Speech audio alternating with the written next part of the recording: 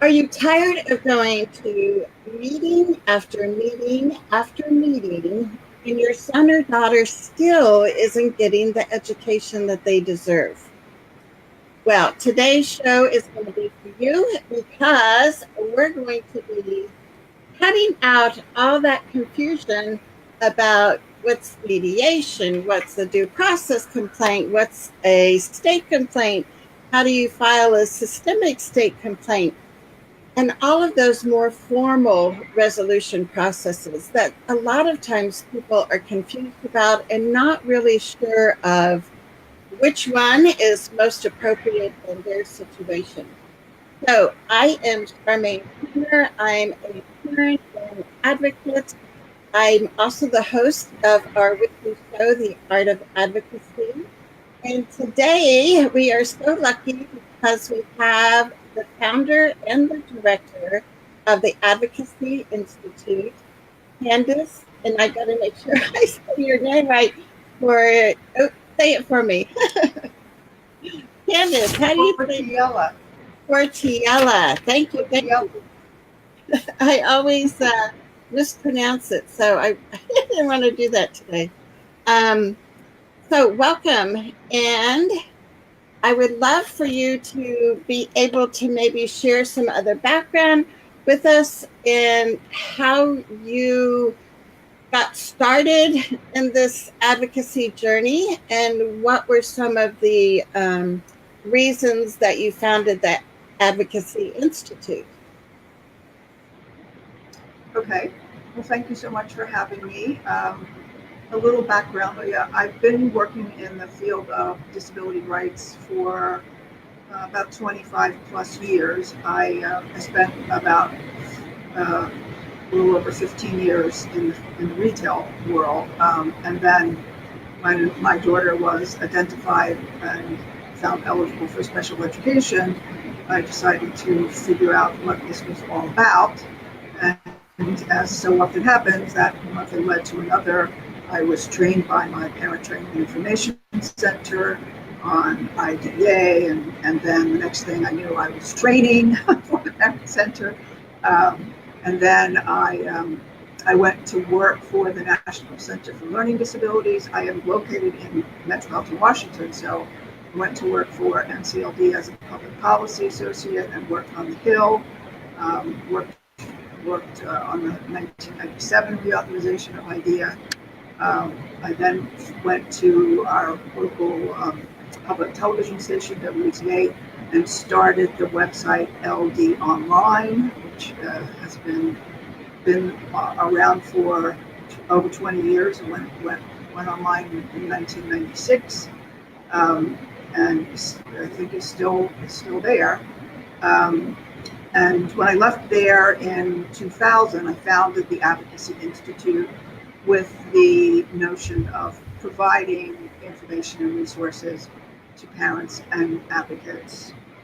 One of our early projects was what we called the Advocate Academy, which were a series of webinars that focused on specific issues, and those are all still relevant because nothing has changed with regard to IDEA statute of regulations in the years that we did those, and they are all, while they were fee-based at the time, they are all now available free of charge. So there's more than 50 webinars on our website that can be listened to, download materials, and all of that.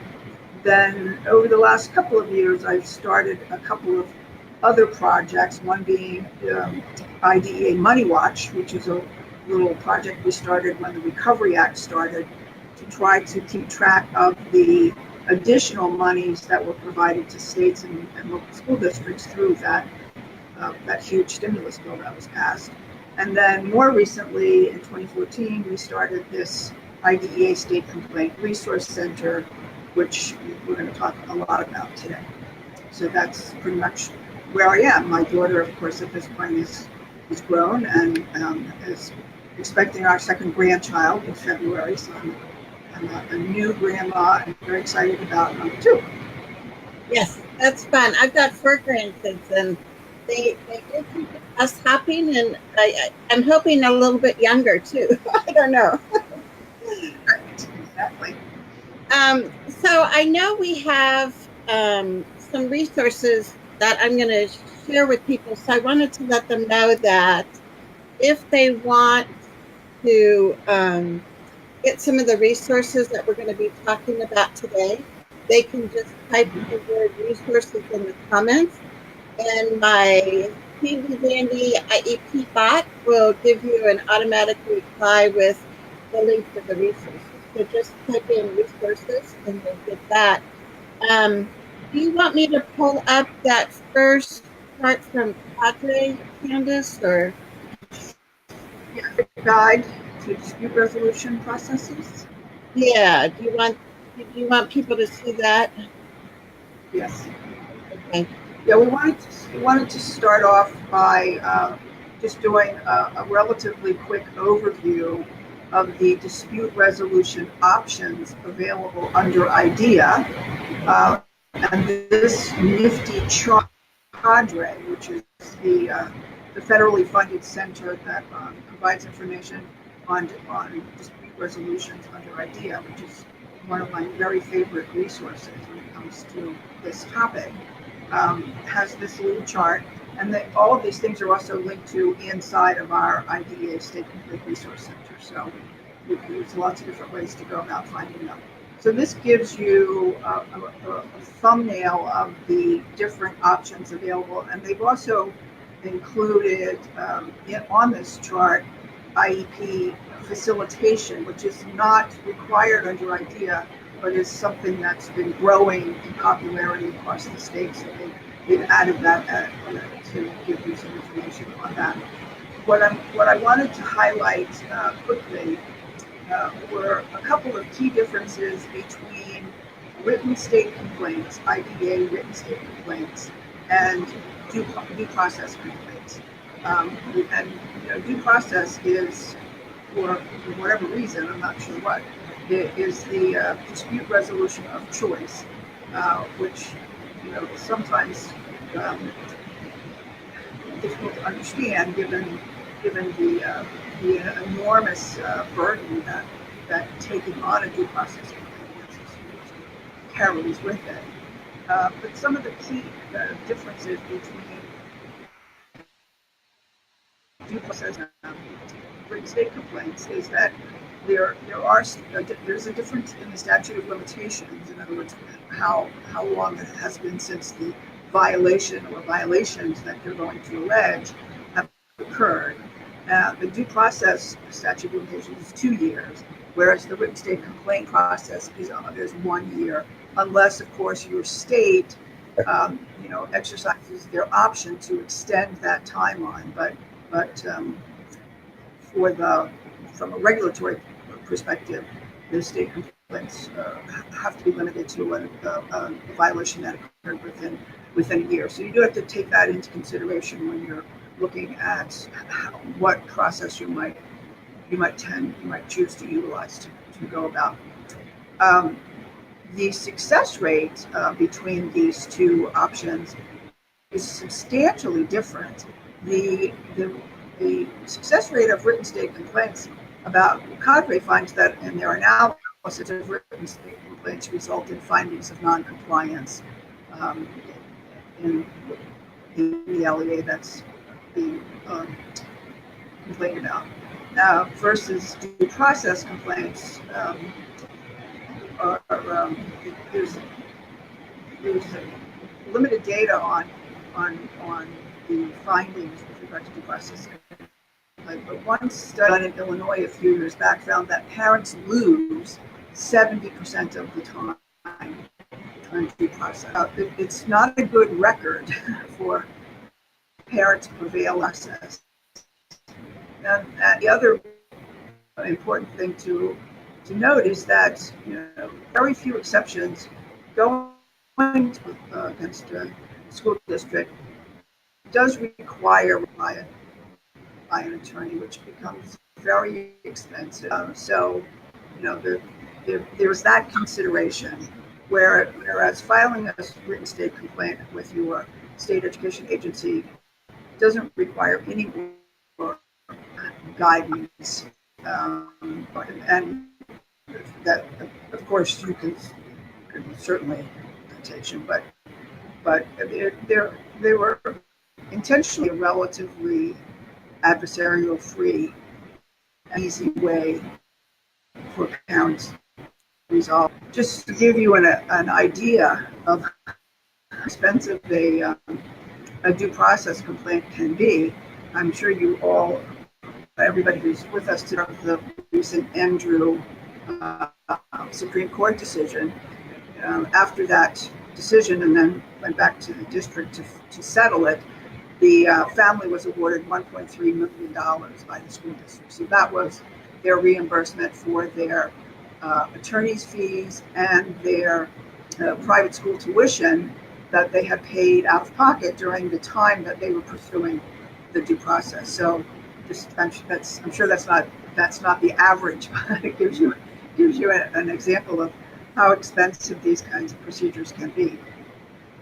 And then the other piece that's terribly important for us in our work at the State Complaint Resource Center is that state complaints can be filed by anyone, whereas all of the other procedures or processes can only be utilized by the parents or surrogate parents, or whoever has the responsibility for the child. So here was an opportunity for organizations, for advocates, for folks who work at parent training centers or protection and advocacy agencies to utilize this to particularly look at systemic issues that exist within a school district. And those kinds of actions can result in addressing system-wide issues, and in fact getting the district to do pretty substantial improvements in their processes or procedures or policies. So we have in fact focused our attention here on highlighting state complaints that have been systemic in nature. So we can talk about that a little bit more later. Yeah, and so I wanted to bring up a question that one of our viewers has. Dinah from Washington is asking if the study that you were talking about as far as tracking due process complaints, was that tracking which ones were settled in resolution or only whether the parents prevailed in court? The latter. So parents prevailing in court.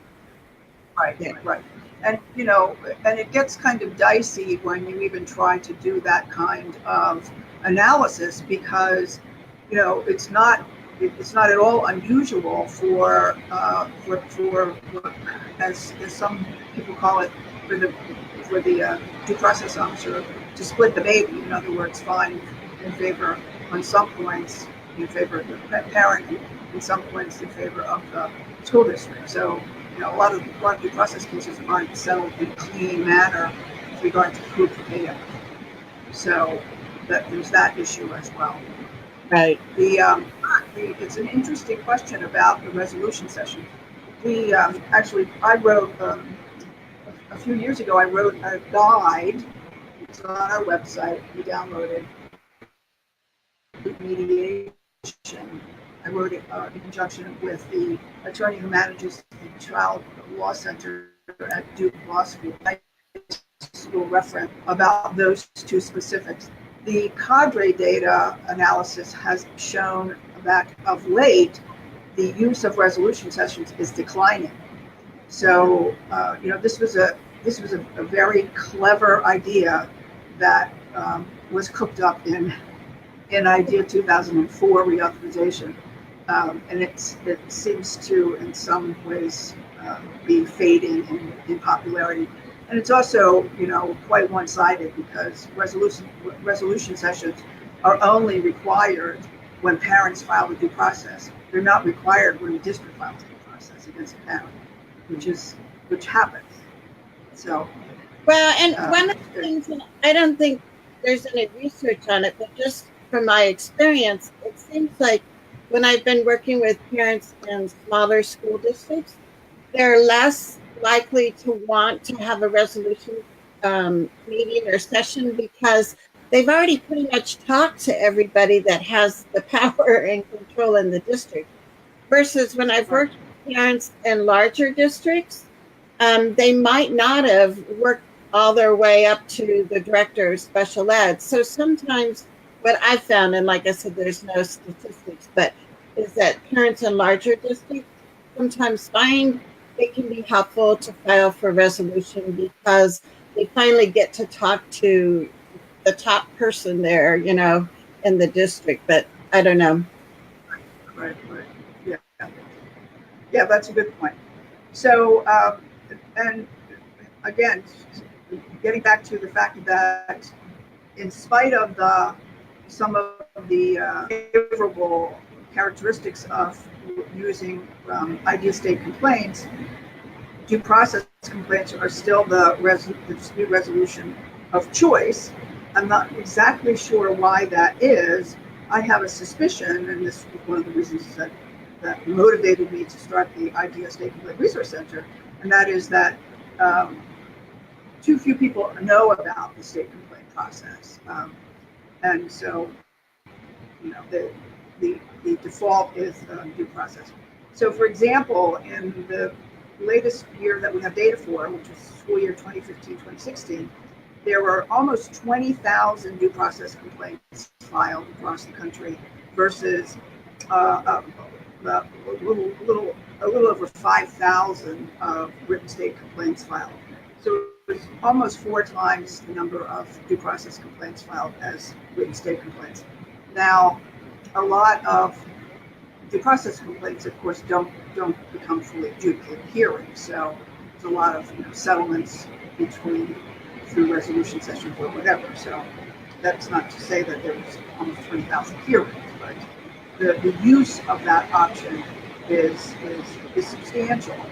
But as this chart shows, and there's a link where you can download this as well, that the use of all these options is very uneven across the states. So this nifty little chart, which I'm sure it's hard for you to see, but shows, and the colors, each one of the colors represent a different option. So blue is the state complaints, green is mediation, and red is due process. So you can see that, and these data are calculated by counting how many complaints were filed per 10,000 special education students.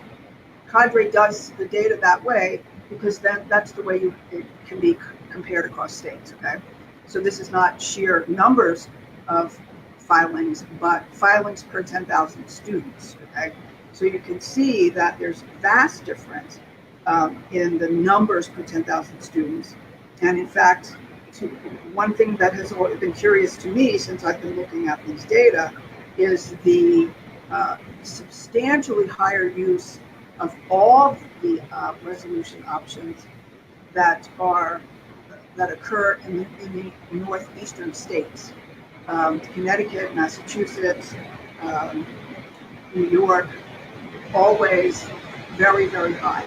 Of course, the District of Columbia is an aberration when it comes to the use of due process hearings. Again, a little difficult to understand, so sometimes you have to even take them out of the mix to get a good average. But this chart, which you can download, shows you the incredible difference. It has occurred to me over time that, and I'm not suggesting that there's any causation here, okay? Because I've been criticized for making that suggestion in the past, and I'm not making that suggestion. But I would point out that in the states that where there is heavy use of dispute resolution options, including due process and state complaints, but in particular state complaints, okay, these same states have generally much better outcomes for students with disabilities than states that have very little use of these options. So and I won't name states. You can see from the data what states those are. You can also, at the Cadre site, and there's a link on our website to where you can go and download your all of the dispute resolution data for your state, and that gets into tremendous detail.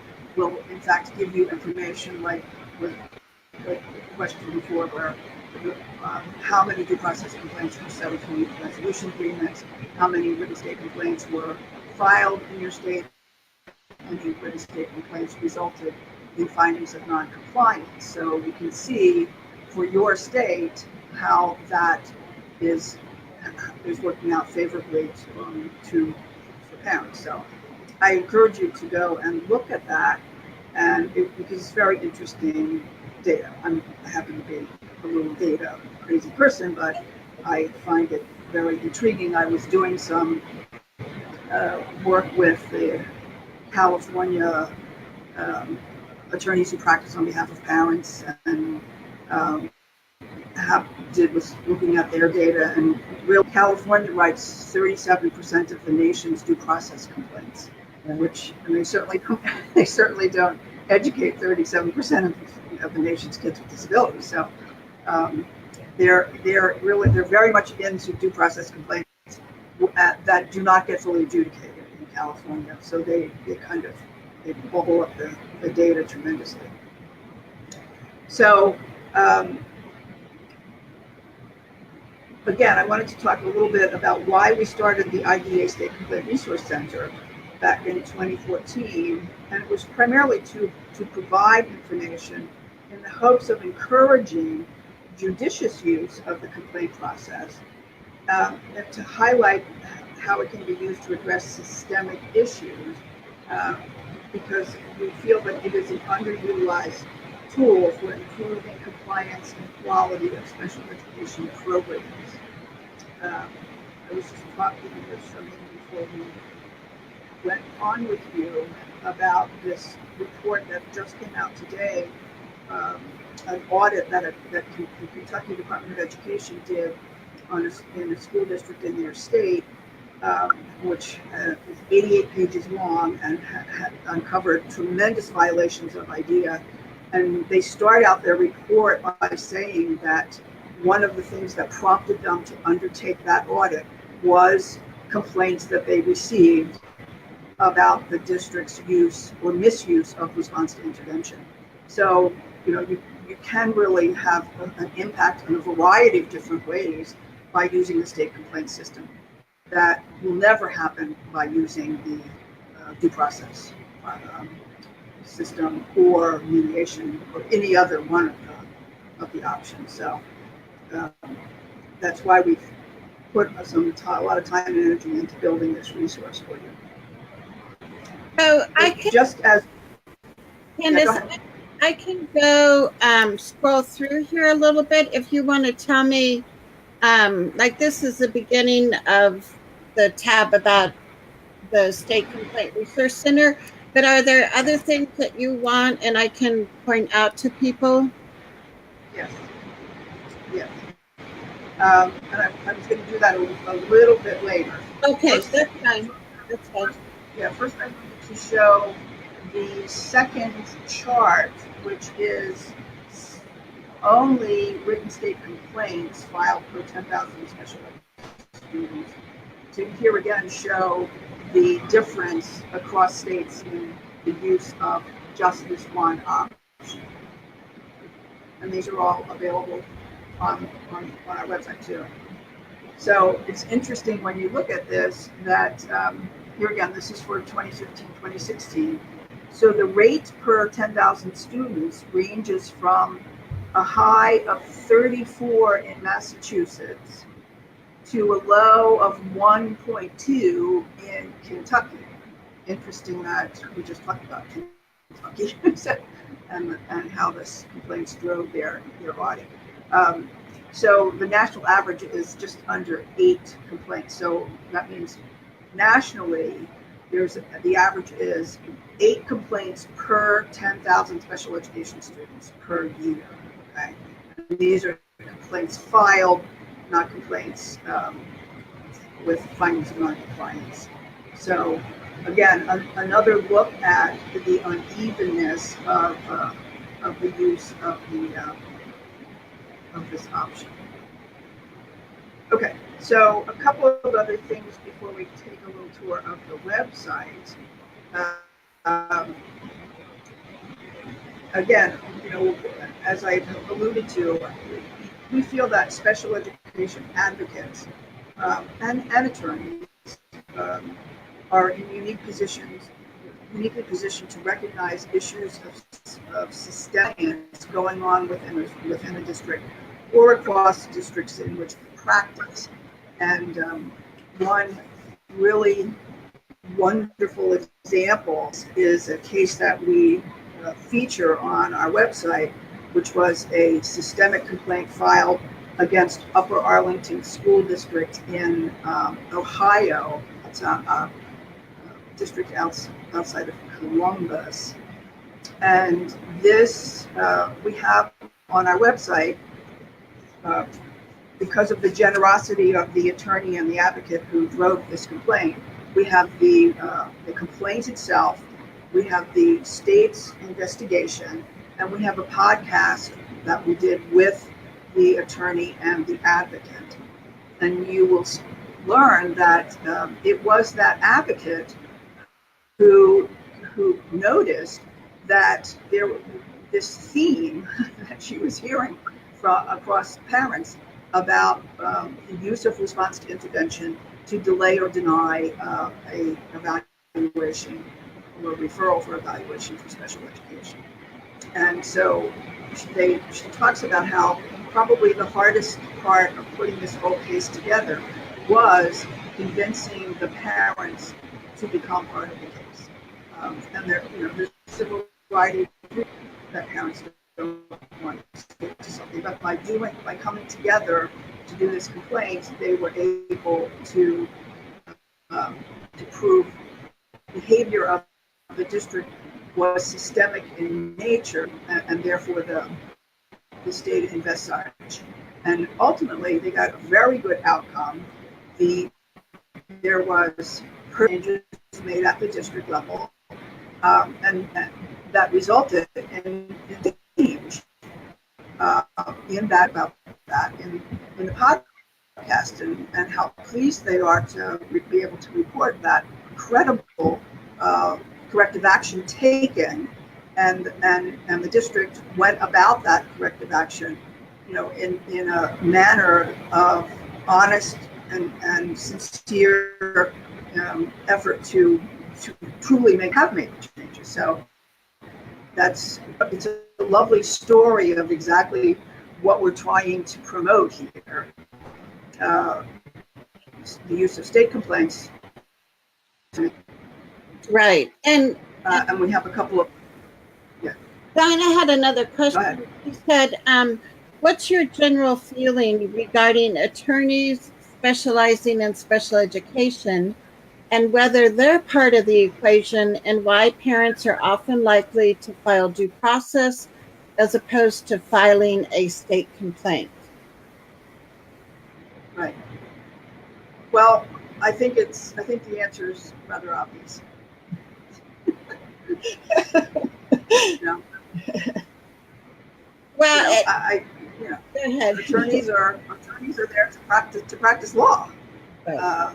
And even if they, I don't think the attorneys that I have worked with that, well, of course, the attorney in the Upper Arlington case is an attorney in private practice, practicing special education law on behalf of parents. So the parents ultimately funded her work. But most of the attorneys that I have come into contact with who are using the state complaint process are working at P&As, the protection advocacy agencies in the state. And we have one featured on our website with an attorney that works at the Iowa P&A, who filed two, who filed complaints against two alternative education settings in that state, and then so they're P&As, or they are public interest law firms that have an interest in special education law. Okay, so they're not generally attorneys in private practice who are using this option. Okay, and I think that their tendency is to steer parents towards the due process system.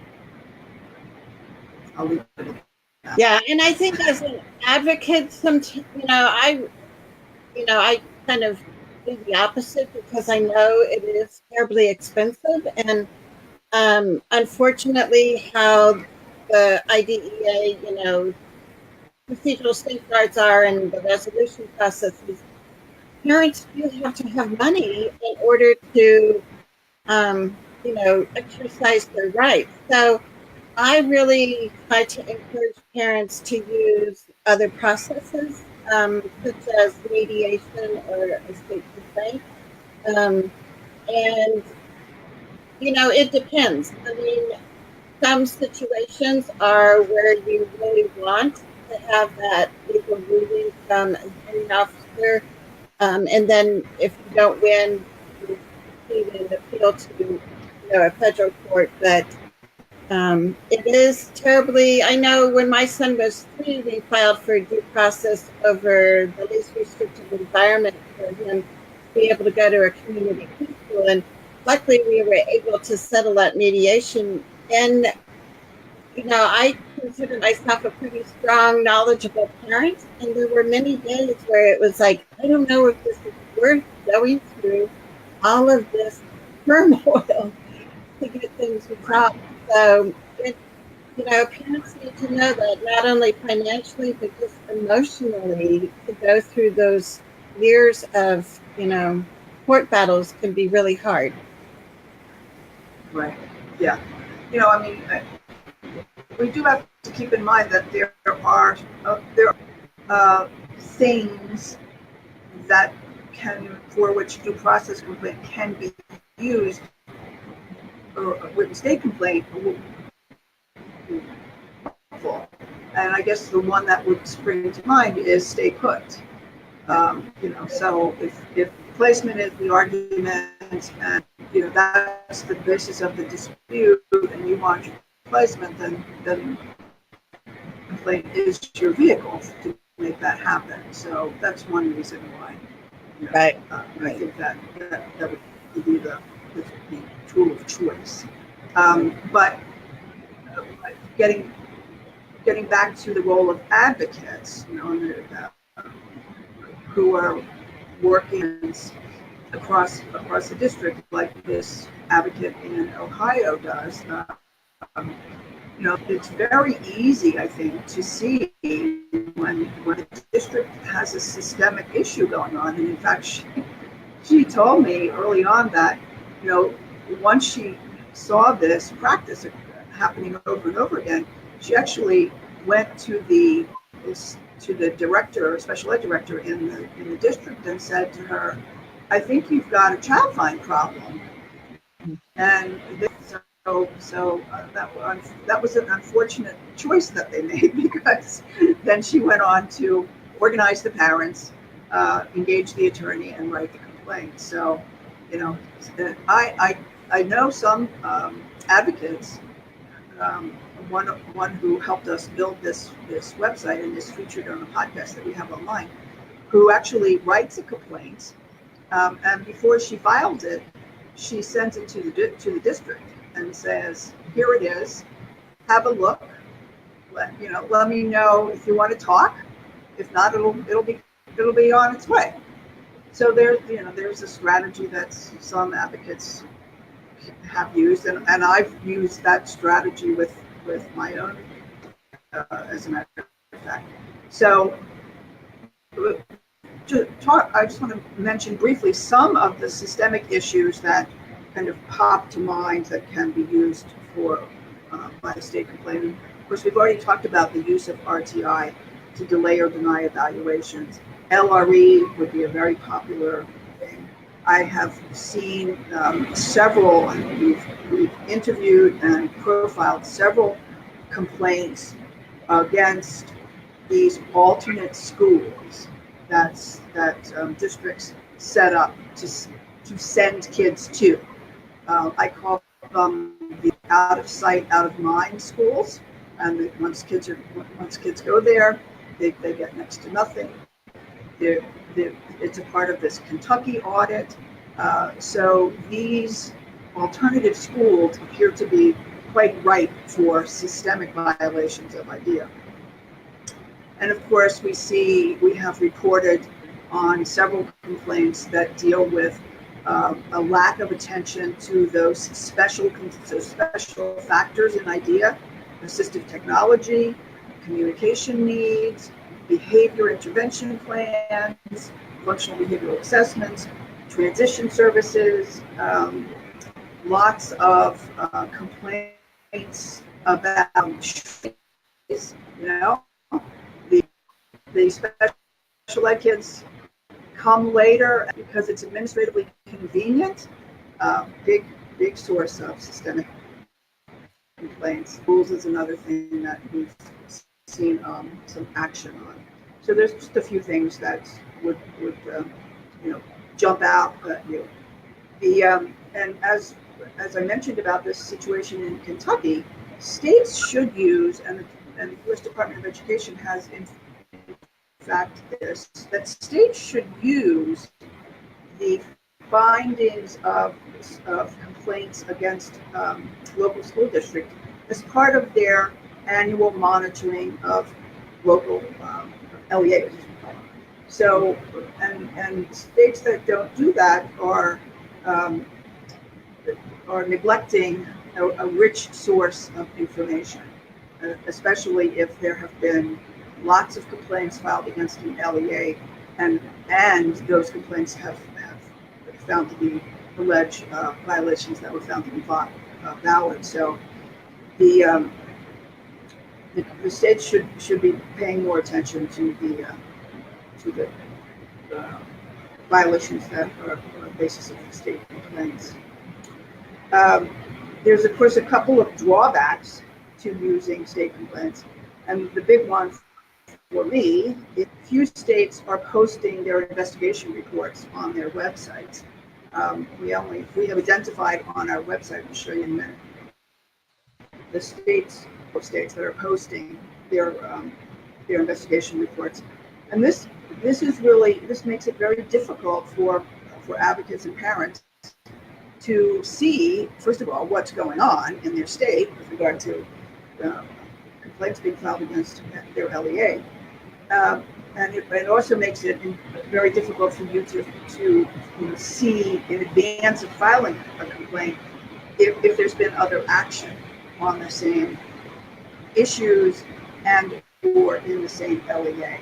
So it would be very helpful for everybody if the states would post their state complaint investigation reports as they are required under IDEA to post their due process hearings. Now you can, and I have done this in some cases, it's very time consuming, but you can in fact FOIA state investigations from your SEA, and if you choose to do that, you could choose to limit it to an LEA, or you could choose to limit it only to complaints that had findings of non-compliance. So depending on the size of your state, it could be a monumental task. Yeah, and when I used to live in Colorado, and in Colorado they do post the state complaint decisions. Yes. And then when I moved to Idaho, I guess assumed everybody did, and Idaho does not. So at the time, I asked our director, Melanie Reese, who's now the director of Cadre, but I asked her, why doesn't Idaho, post those? And her response was, because we're a smaller state, we have less complaints. The State Department felt like they would not be able to protect identities of families. And I don't know, to me, I would still like to pursue that. So yeah, I think that idea of filing for the Freedom of Information Act, through that would be a way, that we could do that. Yeah, and I don't know. I'm not sure I would buy that posting the complaint, the investigation report, which of course would have to be redacted for personally identifiable information, would in fact enable anybody to identify a particular student. I mean, if there's only one sped kid in your district, maybe. I mean, it just doesn't seem very likely to me. I think a big part of why they don't want to do it is, but I think they don't want to deal with the redaction. It's a fairly significant task. So if you make a FOIA request, then one of the things that's going to hold it up is the fact that the district or the state is going to have to redact all of those investigation reports before they hand them over to you. But hey, that's unfortunate. I think that there's really no valid reason for them not posting them. And the other dimension was, if you're going to a broad systemic complaint, it would be in your interest as an advocate to get some legal advice on that, so that you can really complain in a very solid way. But I would point you in those situations, or pro bono legal help, your P&A or your other law groups in your state. And some of them, like in Connecticut, they're which files a huge number of state complaints, are coming out of these public interest law firms in Connecticut. So they can help you, or you could take it to them, and they'll sometimes they'll even do it for you. So don't forget about those people. A couple of other, one other really important thing about written state complaints, unique about written state complaints, is that you can file a state complaint against your state. And I have done this, and I'm continuing to do it.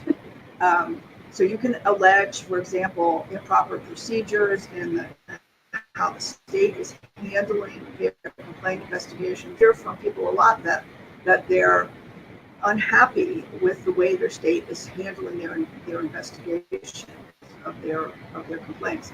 And if you think that rises to a systemic issue, then you should consider filing a complaint against the state about how they're doing it. And we have a document on our website that was written for us by Sonia Kerr, who's the famous Sonia Kerr, special ed attorney. That's 10 tips for filing state complaints. And she talks about filing a complaint against your state, and makes the important recommendation that whenever you file a complaint against your state, you would always want to request an independent investigator. You don't want the state investigator doing their own investigation of this complaint against them.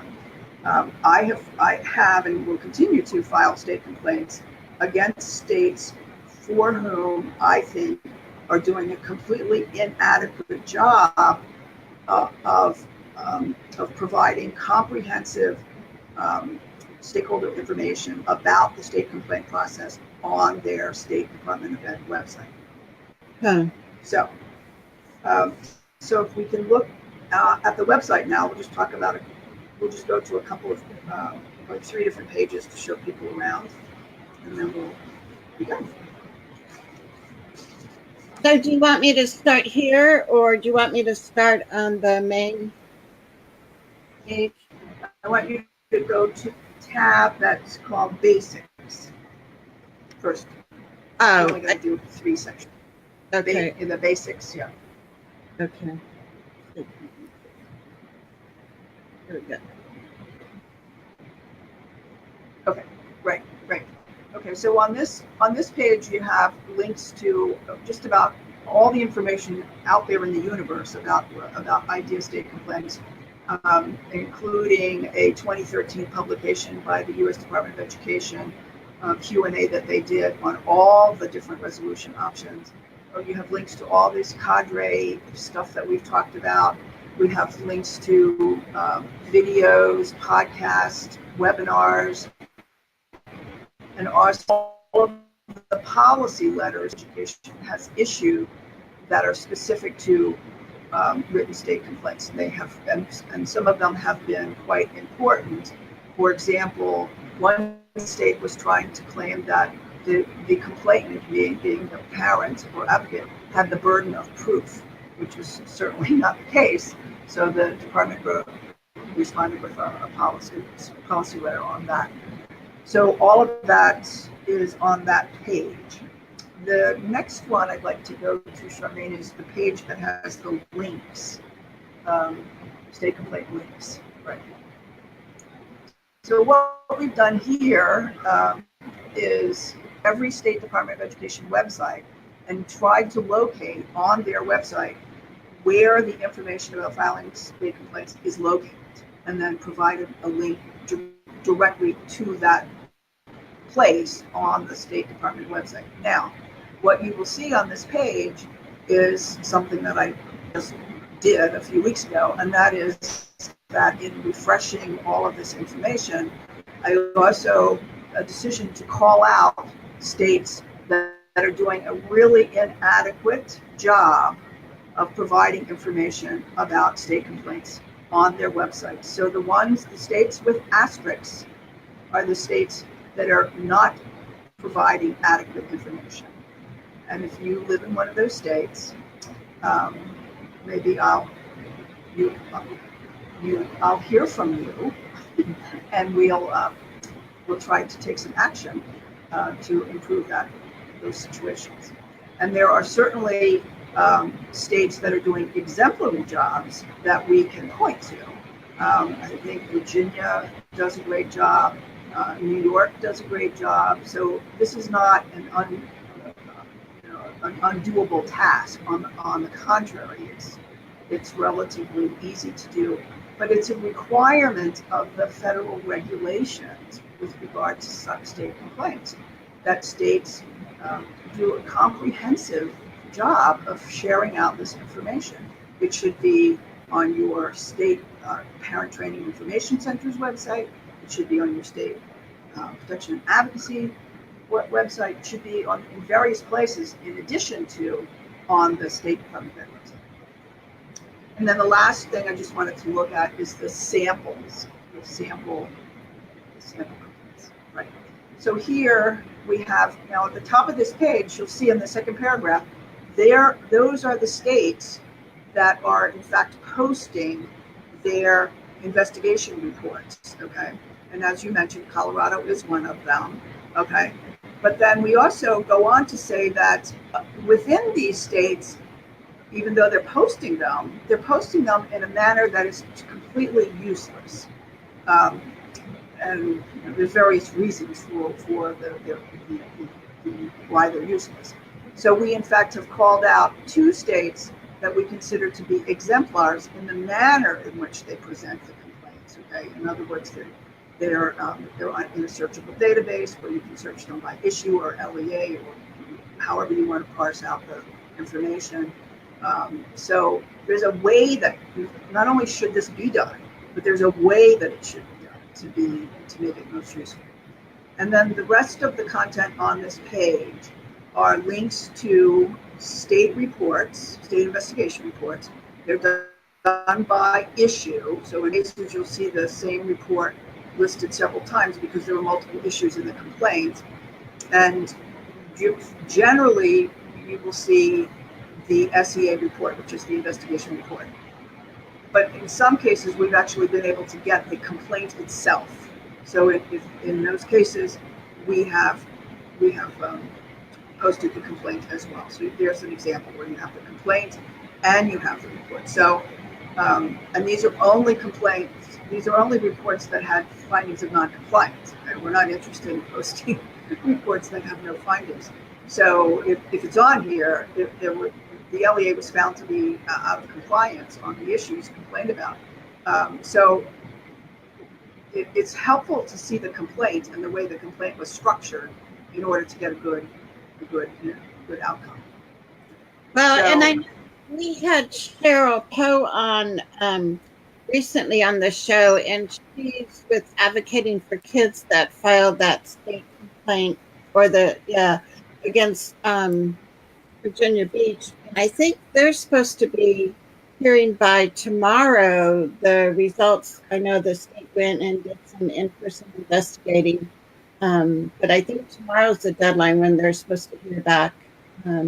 And that's the other thing I think that's nice about state complaints is that there's a timeline. You know in 45 days. It's not like a Office of Civil Rights complaint where it can take years to get a finding, but at least you've got 45 calendar days with the state complaint. Yes, and I believe I posted Cheryl's complaint, and then as soon as she gets her report, we'll post that and hopefully do a podcast with her so that she can talk more about that. But you also have the archive of your program about how she went about building that complaint, and there's several issues in her complaints. Right. Whereas the Upper Arlington rather clean in that they were alleging only that the district was using RTI inappropriately and basically violating the child find obligations by doing this. And they had the meeting at the State Department, the district and the attorney and advocate and parents went to the state to the interview for the investigation, and the attorney was telling me that the district came in with this binder of information about response to intervention, and they were very proud of the fact that they had this binder with all this information. And the state asked them, well, but what are you doing with it? And they said, well, it's just information. And the state said, well, now it's your corrective action plan. So go for it. So sometimes they get themselves into more trouble than they even started out. So, did we have any other questions? Let me check here. So let's see. Angie says that her state is on the list. Would love to, I think that means where they're not posting, would love to help get this changed.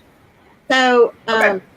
And I think, that could be, to me, a tangible step that a group of parents or, like you said, the Parent Training Information Center. I mean, what would be some advice that you would give our viewers about how you go about getting your state to start posting those? Right. So with regard to forcing the state to post their findings, it could be, you could take a couple of different routes. You could go to your state special ed advisory panel. Every state has one.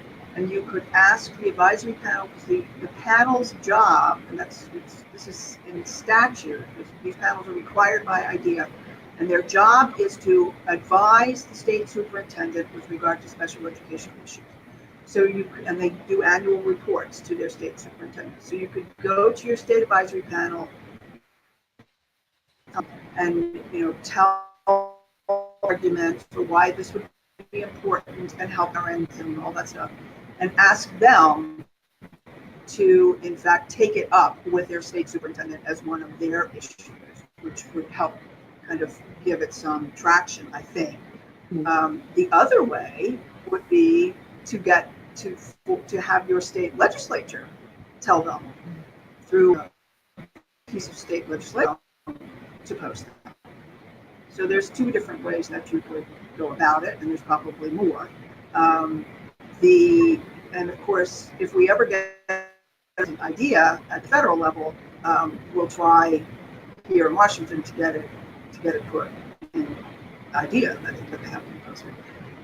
Now, with regard to if the my state's on the list for not having adequate information on your website, then the way to attack that is to file a state complaint against the state. And I'm in the process of finalizing one for, which could probably be used as kind of a template for filing those types of complaints. So if anybody is interested in that route, just to get their information improved, they should contact me, and we can figure out how we can collaborate on that, because it would be better to get for those complaints to come from somebody within the state than to come from me. Yeah, I think the template like that would be so helpful, Candace. So I'll stay in touch with you, because that would be awesome. I certainly would want to do that in Idaho. Okay, we can do that. Anything else? Let me check here. I know Lissa had made a comment that she's been using the state P&A in Idaho to help resolve some disputes. And so that, sometimes parents don't realize, besides the parent training and information center that each state has, you also have that protection advocacy organization that you can also use. And that a lot of times will help parents when, they don't have the money to hire a private attorney to take on a case. Yes. So Dinah says, do you have examples of successful LRE state complaints, specifically thinking of true, meaningful inclusion? Yes, well, there are complaints about LRE on the website, or their findings of state investigations. So you can look there for those. And there actually was just a circuit decision about LRE that Right. COPA wrote on this refund. So there's some traction there. And of course, if you read that Q&A from the department, you'll realize that state complaints can also be used to claim that that LEAs aren't adhering to mediation agreements, which is not uncommon, unfortunately. So there's a variety of uses that are listed in that Q&A.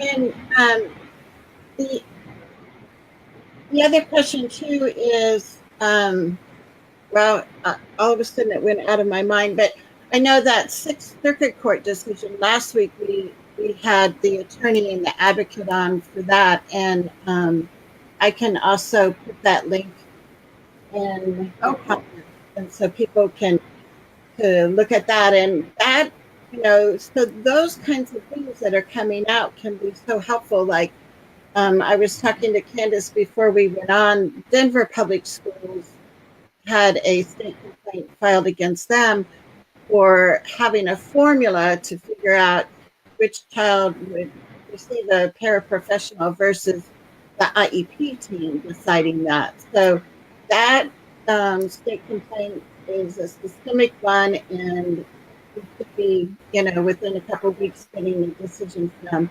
that case in Colorado too. So I'm hoping that parents today that are watching, or other advocates that are watching today, will be looking at using state complaints as a way to resolve differences and a way of resolving, pretty specific issues. And the more that we do that, the more that we can build on that. I know, even though in Idaho we don't post our state complaints, as an advocate, I know what some of the complaints have been. And so when I'm in IEP meetings and I see something like the student won't receive services the first 2 weeks or the last 2 weeks of school because the staff is busy doing things, I'm like, no, we had a state complaint about that in Idaho, and the state says that is not acceptable.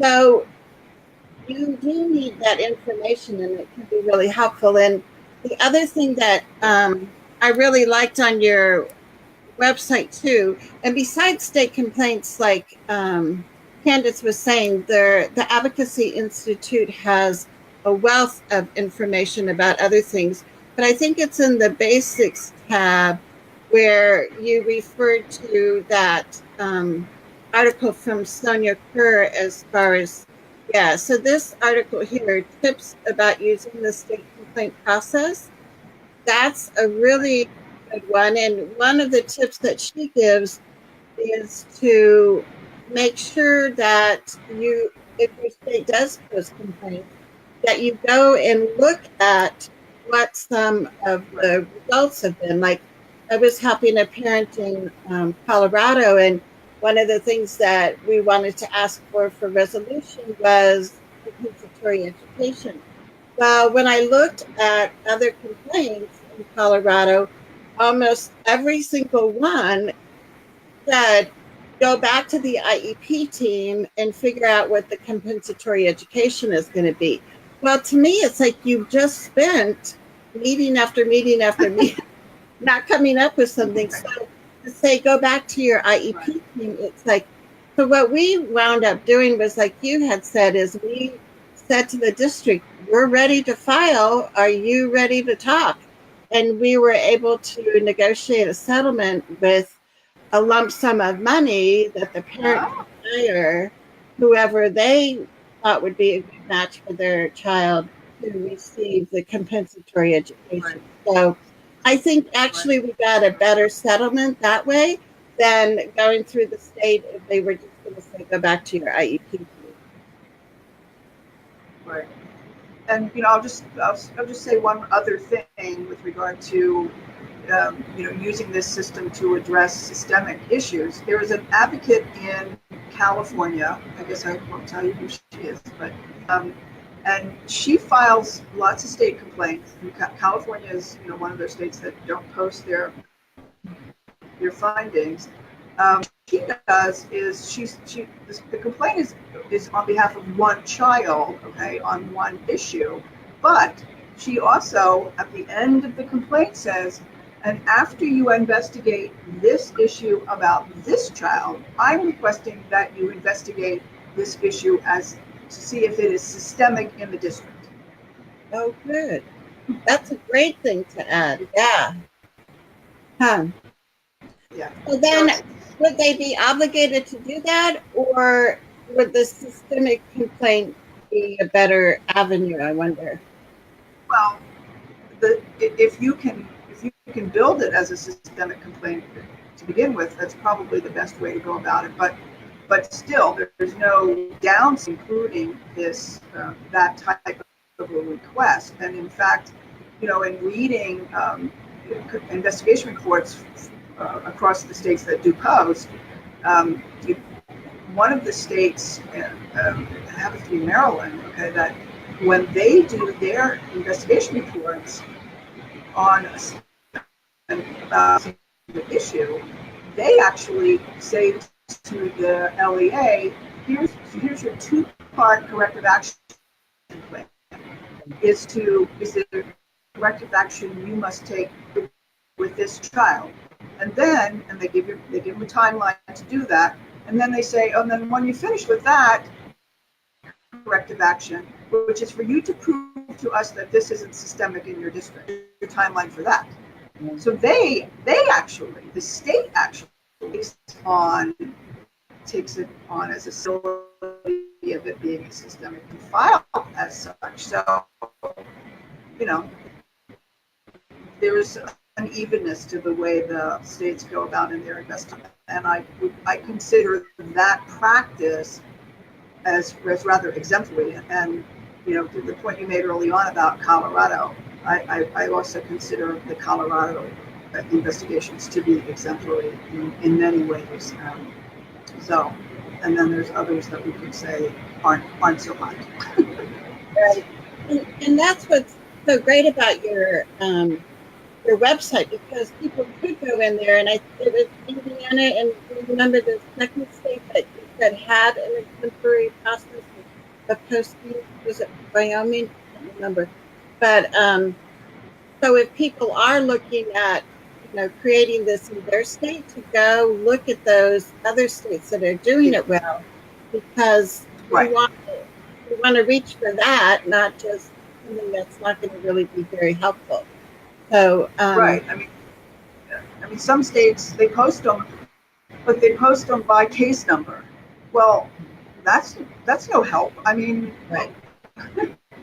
Unless you know more, that's absolutely no help.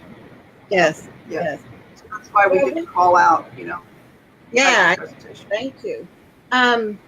So the other website that we mentioned a little bit, and I just wanted to bring it up again, was the Cadre website. And like you mentioned, this is federally funded. They're based in Eugene, Oregon. But again, they have quite a few resources that are available in different videos and such. So I also encourage people to check out Cadre's website. But we are at the top of our hour here. So I just want to thank Candace again for coming to our show and sharing all the wealth of information that she has. And and I didn't show I don't have the agenda here, but it's the advocacyinstitute.org. And like I said, if you type resources in the comments, you'll get a link to all the resources that we were talking about.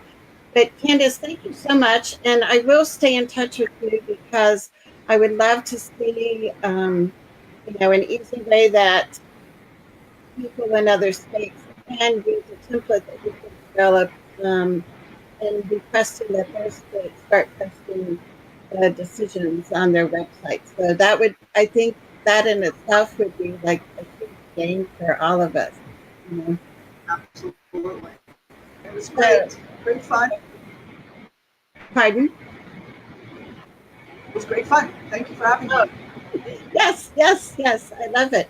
So it's fun when we can bring people together from across the country, and a lot of our viewers are in a variety of states, so it's always great for them to be able to hear from national spokespeople like yourself, Candace. So thank you for your years of advocacy and your strong leadership. I know you're on the Hill a lot, and we appreciate all the efforts that you do on behalf of all of our families. Thank you so much. Okay. And next week, on Thursday at noon, we will be having another live The Art of Advocacy show. And we're going to talk more about other options that you can almost create when you're in IEP meetings, to try to prevent having to go to a more formal resolution process. But I always want parents to know that the formal resolution processes can be very beneficial. So next Thursday at noon Mountain Time, we'll be right back here. So thank you, Candace, and thank all our viewers, and we shall see you next week. Bye-bye.